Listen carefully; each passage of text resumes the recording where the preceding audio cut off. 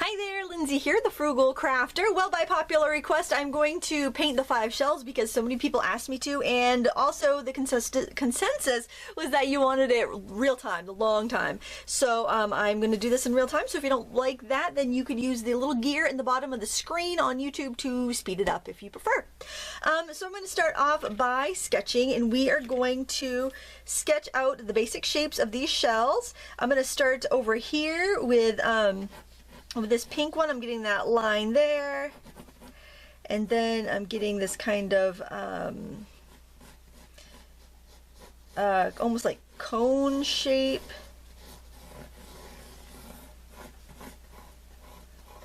here. You can always sketch this on scrap paper and then transfer it over too. That's a really good idea, so you don't have to worry about ruining your paper. I'm going to do this over here, which is just another kind of like cone shape. This guy here, which is it's also kind of a cone shape. They're all very conical, aren't they? So I'm going to get the cone shape in pretty much first, and then I'm going to get the little spiral.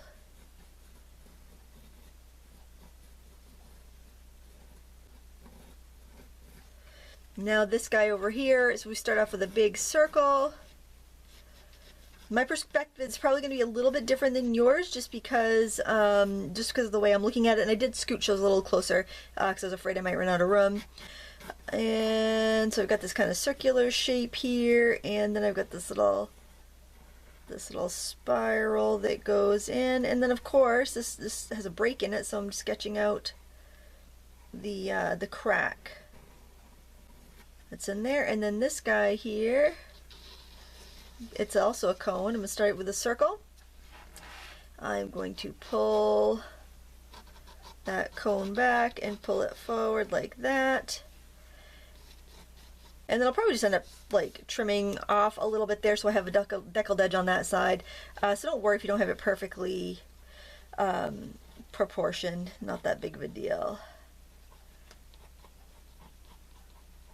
And then again, that's where drawing it on scrap paper helps, because then you can just kind of center it up when you go to put it down. Okay, so there's our sketch. Pretty quick. That took us 2 minutes. That's not too bad. And then you can clean up stuff with a white eraser. Just try to be gentle on your paper. You don't want to rub it too much, but just try to get rid of any stray lines that you don't need. And I probably drew a little bit darker than I generally would because I wanted to make sure you could see it. All right. Sometimes I'll use you can use like a stiffer brush if it's dry to brush off the crumbs. I don't have anything handy for that right now, but I'm just going to brush it off with my dry hands. All right, we're gonna be working in layers here. So I do have my paints off camera, so I'll tell you what I'm mixing. I'm gonna start off with a little bit of yellow ochre and a little bit of like a violet pink color. Kind of these two colors here. So I got a yellow ochre and I got that kind of violet pink color. And I am just going to kind of mix them together a little bit. And I'm going to give it a very, very light wash. I'm going to add a little more water to that because I'm going to go right in on the dry paper because I don't think I really need to lighten it up too much. That's really dark. So I'm adding just some straight water to that. This pretty kind of salmon-y pink shell. You shouldn't get blooms on a cotton paper. If you're working on a wood paper, sometimes you get some blooms due to like the sizing they have in it and whatnot. It just tends to be like a slipperier paper.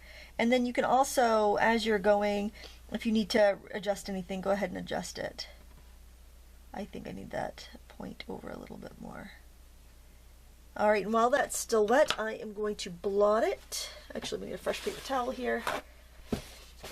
Blot it in the center. This will dry a little bit later, but I just want to lighten it up in the center a little bit just to make it feel like it's rounding up in the middle. The next one, I am going to just add some water to that mix, so it's, and maybe add just a smidgen of burnt umber. Whoops, that's not burnt umber. Burnt umber right there. You could use burnt sienna too. The burnt sienna I have in this mix is just a little too gold. And I think I need a little more water on that because this is a very strong color. I'm using my Mission Gold paints because that's what I painted my original ones in. And those colors are very, very strong.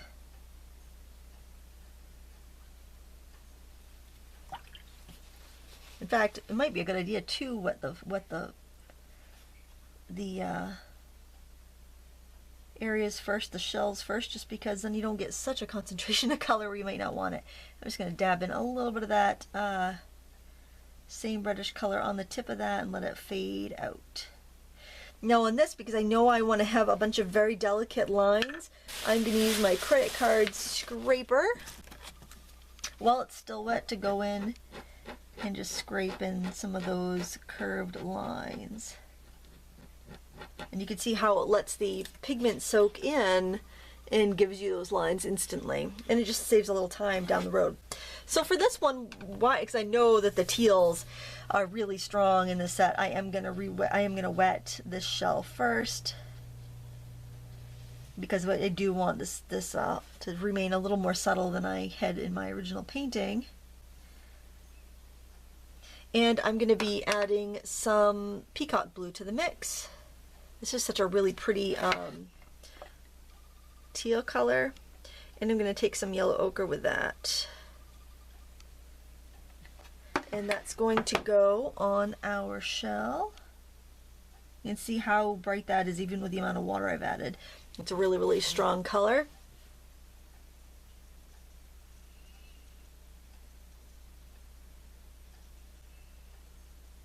We want to keep it a little bit lighter than what we want to end up with. I'm going to do some yellow ochre on its own in there.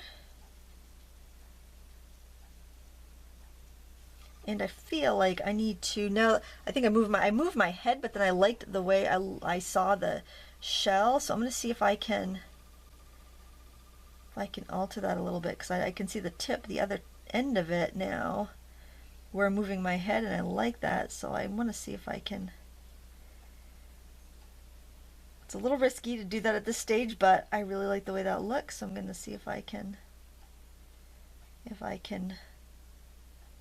alter it. It's definitely, I think when I get my shadows in, I'll be able to alter it fine. But you know, sometimes you do that. Sometimes you're painting and you're like, you know, I wish I'd done it this way, or you look at something in a different way and you're like, oh, that looks pretty cool that way. Just making some highlights with my paper towel. Love lifting. See, because when you do that, you give it that roundness. So now for this guy over here, we're going to do a unifying wash. I am going to wet it again because it's a pretty light colored shell, and I will be adding layers. So the nice thing about this, doing something like this where you have so many things that you're painting, you can skip around a bit so you're not waiting for something to dry. I used to have I'd have 5 paintings going at once, especially if I was getting ready for an art festival or something, just because I hated waiting around. I didn't want to have my hair dryer going, or I just wanted to be painting constantly. So I'm just using some of that brown mix that has ended up on my palette just from the other colors I've been using. So we got a little burnt umber and some yellow ochre in there. I'm just going to pull that all over the shell to unify it. It's pretty much just the yellow ochre and burnt umber. I might have a little bit of that peacock blue in there too, just because it was on my palette. And I also want to give it a little bit of the that reddish color in there. And I think I do want to add a little bit of that blue in there somewhere. Really, really faintly. it gives a nice shadow because it cools down an area and makes it kind of push back a little bit. Okay, and then I think I will do a little lifting right up here in the back to kind of round it out a little bit. Blot, do not rub. There. And now this guy here, we're going to mix up kind of like a grayish color. Let me see what we can get from our, let's do some of that red that we were using. It's kind of like a magenta. And let's do a little bit of that peacock blue. And then let's add some burnt umber to that to kind of tone it down a little bit. Takes a bit to balance your, oh, you're not even looking. So I forget that my palette is out of frame. And I'll let other colors get in there because, so it's kind of like a grayish purple, because I want a harmony across the painting. There, so we've got kind of like a grayed purple. And I think I actually do want to wet that little guy. Just be careful where the bumps are. You can always just kind of wet down the middle and then paint the bumps out when you get to them, so that way you don't end up with just like a triangle. You have that shape to it. It's really important when you go to put the shadow on, because the shadow is a little tricky on this one.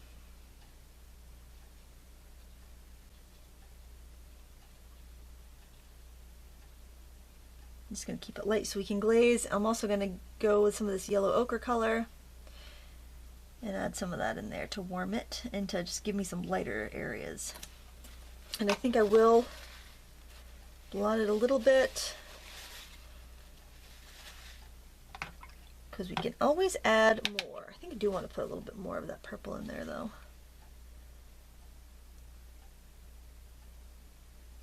I lost too much of it. That one I probably didn't need to wet beforehand.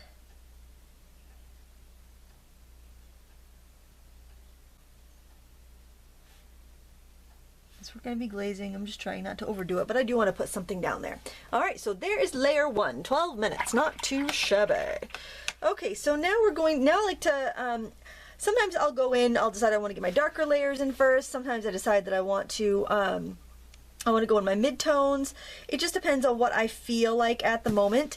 I think I'm going to mix my darkest pinks for here, and for that I want to do the that same pink that I was using. I want to do some burnt umber. Yeah, I think something like that. Maybe a little bit of yellow ochre. And it's going to feel very, very dark next to that background. But when I get the darks in there, it does help me with my values. So I'm looking at the darkest areas on this. I'm going to start at the edge. And I'm just kind of hit or miss. I don't want to do everything because there's not a dark edge everywhere, but whatever line I start, I'm kind of thinking it would, if I followed that rib on the shell the whole way, it would start on the outside and it would go all the way back to the tip. Every one of those little shell lines, it goes back to that. It's almost like a perspective point. It all goes back to that one point. So no matter where I'm putting a little like accent mark, I am going to make sure that it is going to go towards that point. That one looks a little off, but we're still in the first layers.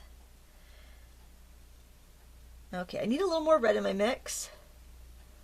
So I'm just going to go ahead and do that off camera. So I'm just adding red to what I already have. I'm going to add a smidgen of water because I feel like it's a little too concentrated. These paints are super concentrated.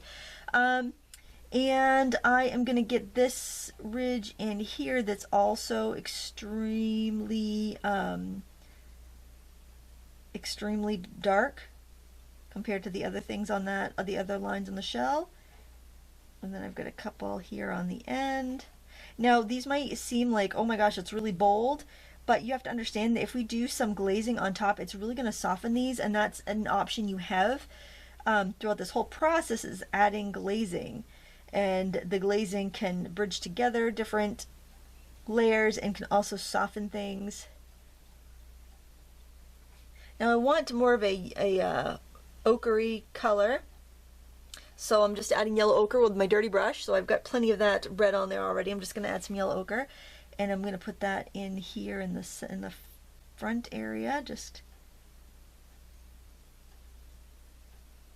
dragging it up, and that kind of like half moon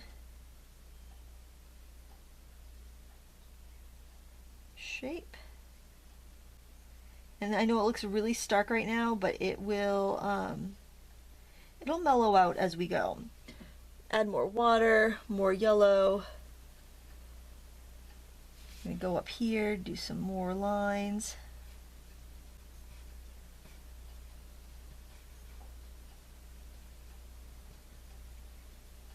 Then I think I can actually start to pull some of those lines. Move your paper so it's comfortable. You don't want to be reaching and uncomfortable while you're doing this.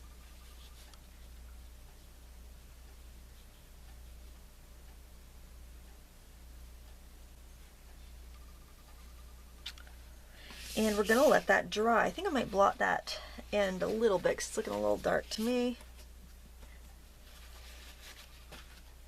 There. And now we can let that dry and move on to the next thing. And that way we don't get too bogged down with any detail. I think I want just like a little bit of shadow towards the edge. So I've got some yellow ochre and burnt umber on my palette already. I'm just going to grab that. We really haven't used that many colors, which is nice because that's what gives us a really natural look. So what I'm doing is I'm just adding this shadow color to each edge. And this is going to help me define that roundness. And then I'm actually going to grab a smaller brush and I'm going to drag that paint up towards the center because I got a nice bead of paint there. I can just drag it inward. And really, that's all I need to do for that one, I think. I can add a little bit of just yellow ochre on its own if I wanted to warm it up a little bit more.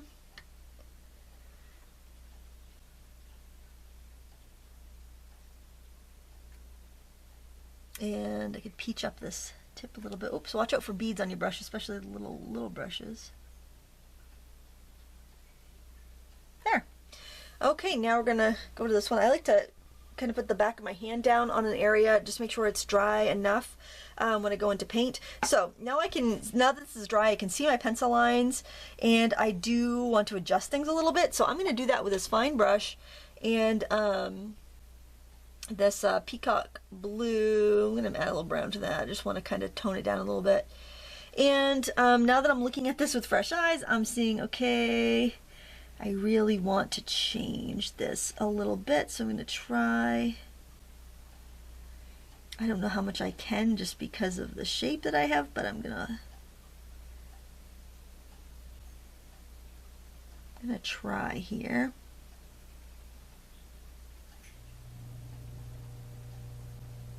Because I really like seeing the tip of that shell. I think it's really unique and an interesting look. So I'm able to adjust it a little bit just like that. Okay, so now what I want to do is add some of these splotches on there. And I'm going to go in with the peacock blue. And I think I'll just start dabbing with that and see what happens. Everything is kind of going around in this, whirlpool motion. They always kind of follow the shape of the ridges. So I'm putting splotches going in those directions.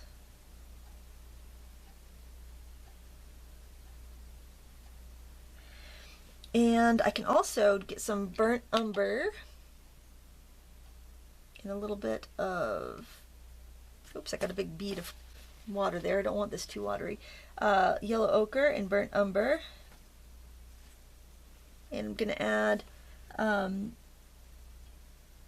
it's almost just like little bits of sand in here or something. You see that color? I think it might just be sediment pieces. And I want to kind of get that in there. And you do see little bits here and there.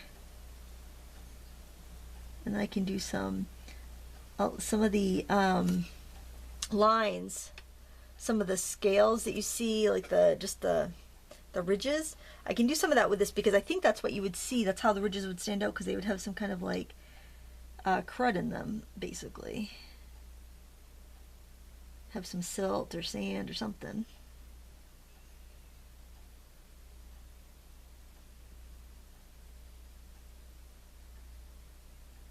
And again, if it ends up being too much, I can always tone it down later. And I think it'd be cool to kind of take some of this reddish mix and add it to the blue and get kind of like a slightly grayed purple, and get some of that in there too, because there are some darker patches in there.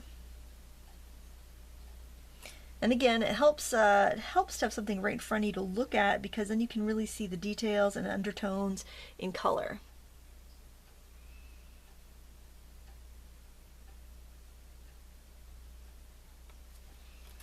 All right, I think I'm gonna let that layer dry there, and we're gonna move on to the next one. And I am going to go back to this brush. I think this is the number 8 round. I think I'm going to start with this shadow here, and I'm just going to wet the inside of this crack. So I'm just wetting what's the inside of the shell here, because that way I can get a nice smooth blended shadow and not have to fuss with it. Take off any excess water though. You don't want puddles, because that will not be as pretty. And I'm going to do the burnt umber and the peacock blue and some red, so I get a nice balanced dark. A little more burnt umber, because I want it a little bit warmer. And go in there and just kind of let it fade out.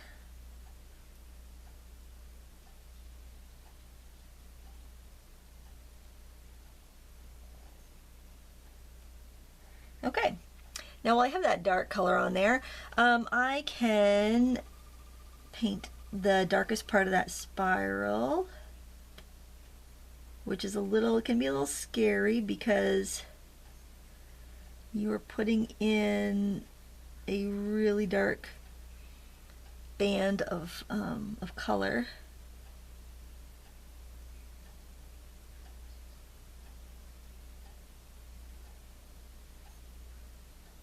And I have to stop gabbing and think about it, because I'm like looking at both sides of the spiral, trying not to get confused.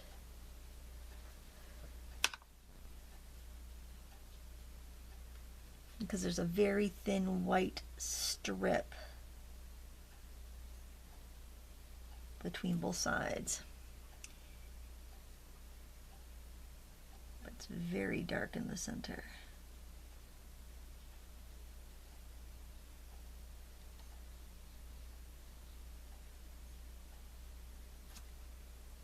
Alright, then I'm going to go right in with the burnt umber on its own. Let's see what that looks like on our palette. That's much warmer. So that's going to go next on the, whoops, don't worry if you get, if you lose your edge, because, you know, if it really bothers you, can go in with a gel pen, but I think honestly it's gonna be fine, and it will look less fussy and it'll look more natural. So I'm turning my whole thing around because I need to pull this color out a little bit more. And then I'm gonna wet my brush and try to fade it further, and then I'm gonna go with my credit card scraper to get those really, really faint lines. Okay, so this is what we have right now. These lines are very important, and they kind of swoop. Hopefully my hand's not in the way while I'm doing that. They've got to kind of swoop out around, and that's going to help give you that round shape. Because they go in that spiral. It's very cool looking. So you want to try to do as accurately as you can. And then it's really hard to see on the interior. I don't know if I'd bother too much on the inside of that, but definitely if you can see those lines, it's really important to get that, especially up there where it really gives you the roundness of that shape. I'm just going to grab my smaller brush while I have it here, and I'm just going to drag some water in just to help pull that color around. And then I'm pretty much going to let it dry. Maybe I can sneak that a little bit close to the edge. I don't want it to go into my shadow in the middle of the shell, but I just want to kind of drag that a little bit so I didn't have to go back in later and repaint it. So there, that's probably the hardest one to do. That's probably that's probably like the whole most intense portion of the whole painting is that wet to wet technique there. Okay, I feel like I want a brush that's in between the two sizes that I've been using, so I'm going to grab this one right here. It's a number 4 round Mimic Faux Squirrel. These are my favorite watercolor brushes right now. The ones I have all came in a set from Jerry's Autorama. They're really fantastic. I'm going to start by mixing up some purple. We can do it together. Let's do it together, shall we? Okay, so I put some of that peacock blue. And grab some of this magenta color. The pigment is PR122 for this if you're trying to match it with what you have at home. Any sort of quinacridone, magenta I think will work fine for that. Just like something nice and clean and bright. And I think I'm going to get that a little bit darker actually, so a little bit more of the color. And then next door, I'm going to take some burnt umber and just put it next to it so I can adjust the mix as I need. And also some yellow ochre. Now the yellow ochre in this Mission Gold set is a little bit, because this is the Perfect Pan set and it's using a mix, and it's actually a little, has some green gold in it.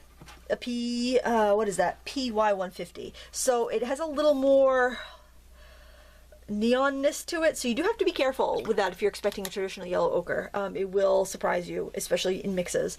All in all, I really do like this set. I've just picked up the purple and tipped my brush into the burnt sienna. Burnt umber. So, you know, all in all, I love this set. It's just some of the mixes. It's good to write down the pigments and get familiar with your pigments so you know what's going on. It just has, you know, that's just one of the little surprising things about it. So I'm pulling that shadow out of the center. I'm gonna rinse my brush, blot it, and then I'm just gonna fade. Oops, I did not take enough water off there. I'm just gonna fade that down. Now I think I want to warm that up with a little yellow ochre while I'm at it. But see, you can see how kind of it's got that green cast right there. So I'll grow a little burnt umber into that.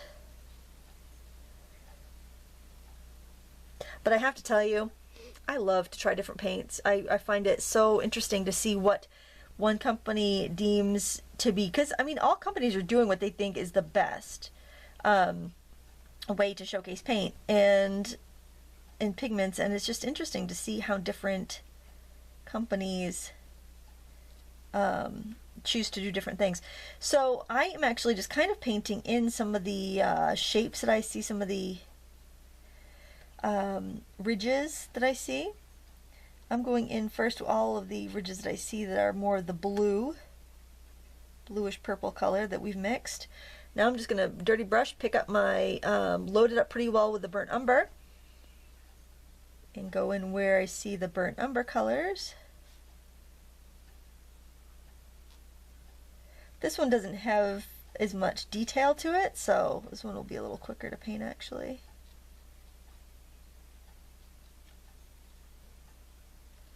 And remember, if it gets a little too striated, we can go in and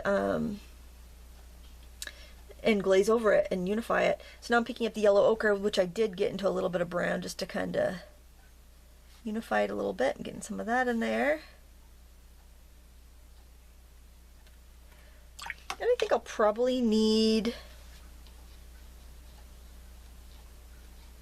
to soften some edges. So I'm just going in with a damp brush and just softening some bits. And that does blend it together a little bit. Let's see what I'm doing here. I'm just going in clean damp brush, blotting the brush, going in and just softening any of those really harsh. Oops, I just made that a little bit bigger, but I'll just keep doing it, I guess, and make it a little fatter of a shell. That's alright, who cares? I'm alright with it. And I'm the only one that has to be alright with it, quite frankly. And I think that I would like a little bit of the, a little bit more of a fresh purple in there. So I am going to grab a little bit of that magenta.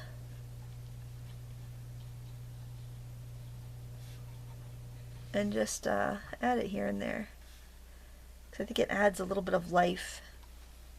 And since I do think I have the whole thing a little bit too dark, I am going to blot. And then some of the staining colors will cling and it will just look kind of cool. You see that? We're not done yet. But that is layer 2. We're doing good. We got layer 2 down. Okay, so now what I want to do is jump into the shadows, which can be a little tricky and freaky, and that's why I want to do it now instead of as the last step, because if you wait till the last step and you kind of mess it up, it can be just overwhelming to deal with. So for shadow color, I want a cool gray. We're gonna mix it together. We're gonna do our red, our magenta color. We're gonna do our peacock blue. So we're going for a purple, a balanced purple here. We're gonna use our umber. Can you see that? I'm getting this kind of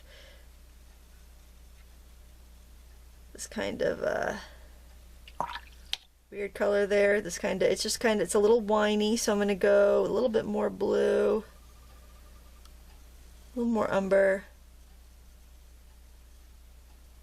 and a smidge more red.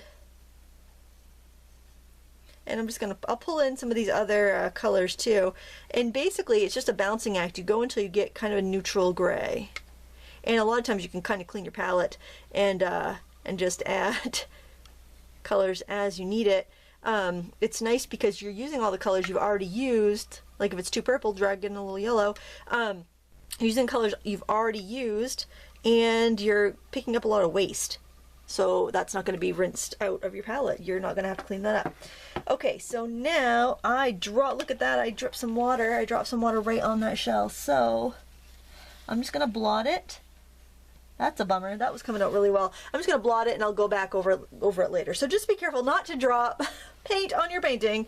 Well, you probably wouldn't be lifting your palette over your painting anyway, but word to the wise there. Okay, I think just because it does reduce the chance of screwing up royally, I am going to wet my shadow areas. So I'm just basically going to go around here and wet the area where my shadow, a little bit beyond where my shadow is going to be, and that way I'm not going to have an awkward hard edge. Hopefully my brush is that brush doesn't look very clean. There may be an awkward edge anyway, because I don't think I cleaned my brush out very well. Well, that's how it goes sometimes. And then I'm picking up the color and I'm going to put it wherever my shadow is going to be the darkest, which would be, if there's any nicks or any place where the shell might lift up from the table a little bit, that's where it will be darkest. I've got way more color than I need there, so I am going to blot quite heavily. In fact, I'm blotting most of it off because I went way overboard with that. Let's try that again. We're going to go, can you get my main frame? Yeah, you can see that, right? Okay, and you're talking to me now. I'm talking to myself now. This is not a good sign. So now I'm just going in and just kind of hit or miss, putting in these shadows where there might be any ridges that would cause the shell to lift up a little bit. There. And that looks really dark, but I think it's going to be alright. And then really kind of debating whether I want to wet the paper first. I don't think I did on the other one, but it can be very difficult to get a natural looking shadow. I apologize for the furnace. I'll be moving to the heated area of the house upstairs very soon. So basically you just want to go around and do this to your shells. I don't want to leave you high and dry though during this because it can be very tricky. Or maybe not so much that it's tricky, it's just like when we get to these shells where they're lifted up, it can be, you kind of have to know where the shadow's going to be.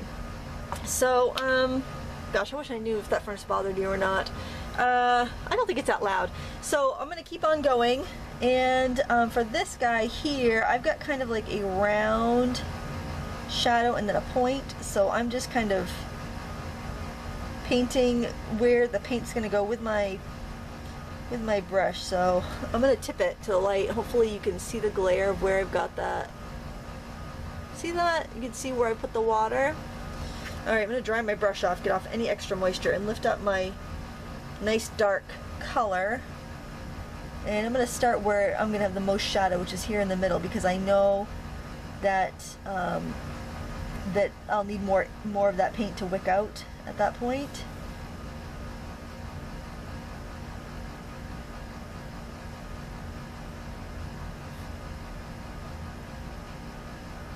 Put that little tip in there.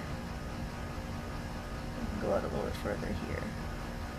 There we go. That's not too hard. That's not too crazy, right? That's all right. Not so much shadow here because it's making more contact with the paper. We can still add a little water though, so it's not so freaky. It's not so difficult. Not that it's difficult. It's just if you're not precise, if it fades out, it looks a lot better if you're not precise than if you're not precise and you have this hard edge, I guess is where I'm going. So I've wet the area. I'm going to dry my brush off and just pick up that dark shadow color and go where I have the most. Where I have the most is going to be right in here and right over here.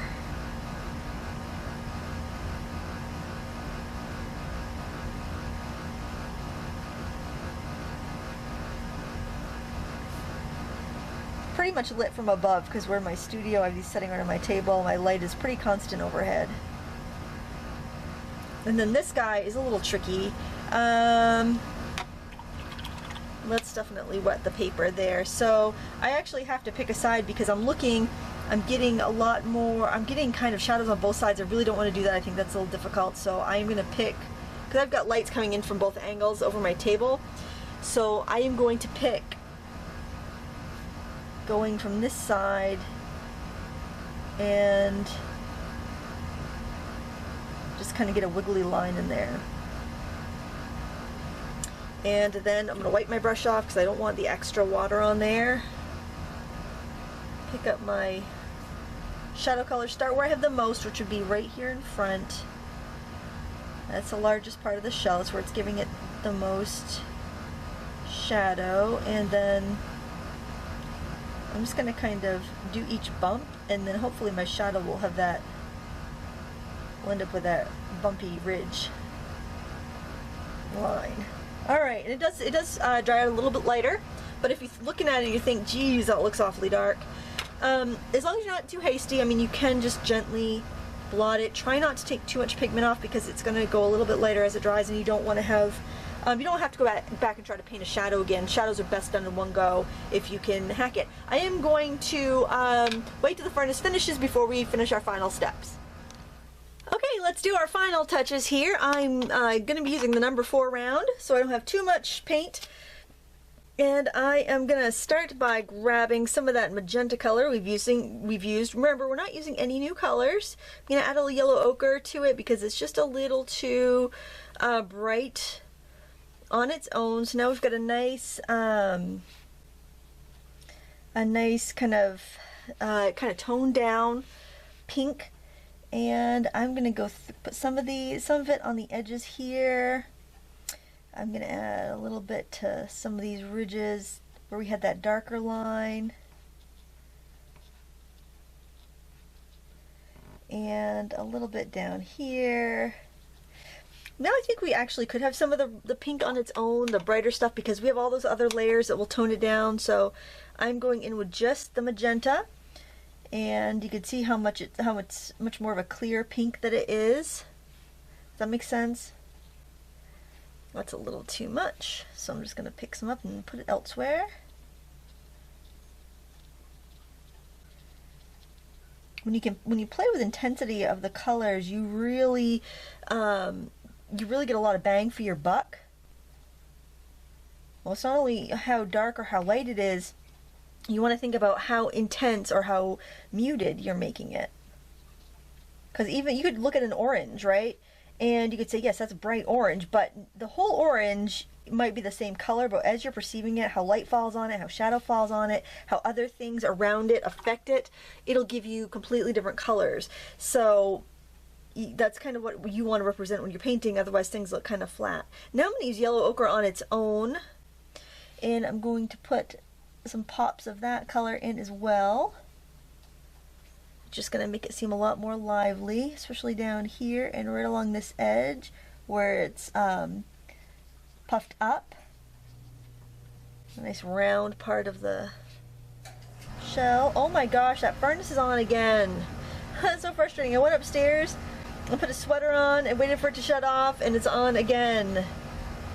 My gosh, winter in Maine. It's not even winter yet. Fall in Maine. We're just gonna keep trekking through. I apologize if it's annoying, but I do have a lot of things to get done today, so I'm just gonna plug through. Oh, it's off! Yay! Awesome. So now I'm taking some of that yellow on its own and coming over here and adding that to this shell as well, and it's just gonna kind of warm up and round out things, make it seem a little bit closer to us on the rounded areas. And if I want any other shadow, I can go ahead and grab some of that peacock blue and some of the burnt umber, and I can add some shadow down towards the bottom if I want to. Just choppy little strokes, using choppy little strokes going in the same direction as the lines. We're not adding a lot at this stage. These are the final touches. Now we did run into some issues here because I dropped water onto this lovely shell. So I feel like I do need to do a little damage control here. So I'm going to do yellow ochre and the burnt umber to get that warmer brown. And I'm going to put that back in around here. Just kind of feathering out my strokes a little bit.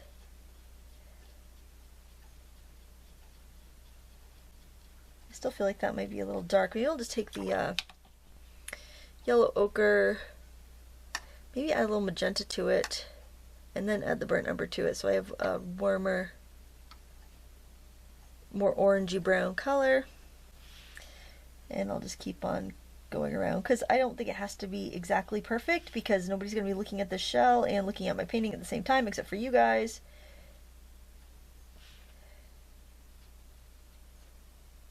And I think I might even grab that smaller brush to help fade that out a little bit. Just go in the same direction as the lines you scraped in there originally.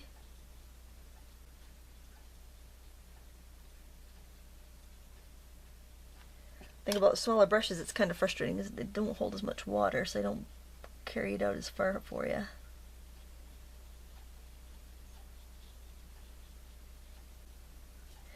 And now I'm going to grab the burnt umber kind of on its own and go in and redefine that little spiral that we lost when we had our little water indiscretion.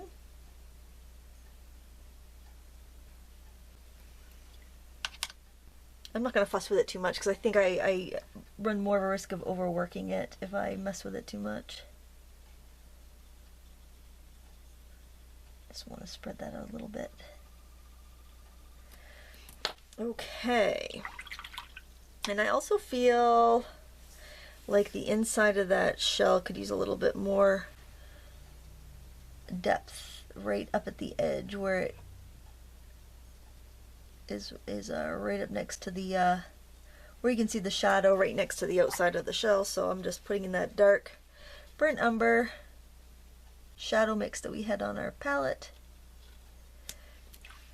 I think I'd also like some color in the middle of that shell, so I'm going to grab a little bit of the magenta kind of forcing the colors. I do see a little bit of that pink in there, so I'm just kind of forcing it a little bit. And I'm going to grab a little phthalo, you could use phthalo blue. I've been using the peacock blue in that set, but it's very much like a phthalo blue. Very similar. Adding some of that in there just for a little interest, and I think I would like some of that more on the back because I can see where I had the magenta and the blue up there, and I like that, so I'm going to go ahead and just very gently put some of that in there.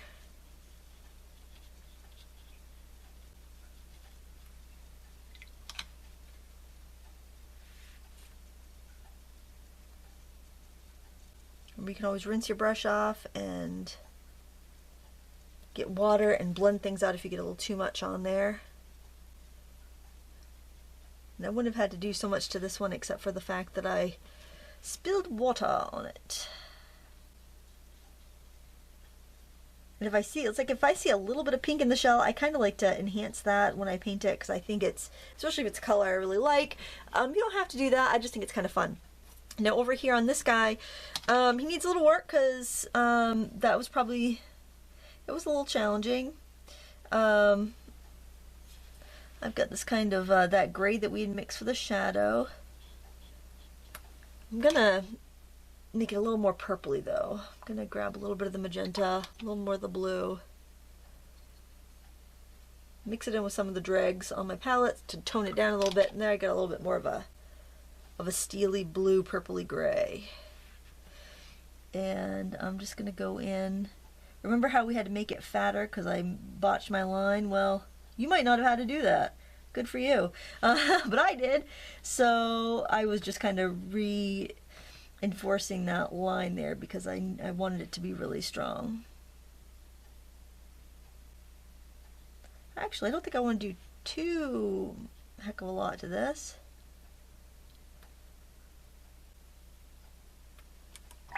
Now that I look at it, I don't think I really need to do that much. Just needed to get those darks enhanced a little bit. And I do like the way the yellow looks on there. But the yellow ochre that I have here in this set's a little bold. So I've got to tone it down with some burnt umber. Even get a little magenta in there because it's pretty cool. It's a pretty cool for a yellow ochre. I think that's where it kind of throws you off. And then you can just kind of add little hints of that color here and there, and I'm gonna call this done. I hope you enjoyed this tutorial. I enjoyed making it for you. Thank you guys, everyone who suggested it, who requested it. We'll just kind of take a quick pan around so you can see each of the shells in detail, and it was a lot of fun to paint. I hope you enjoyed it. Please give me a thumbs up if you like this tutorial, and tell a friend. That's how my channel grows, and I really appreciate all the support. Thank you so much for watching. Until next time, happy crafting.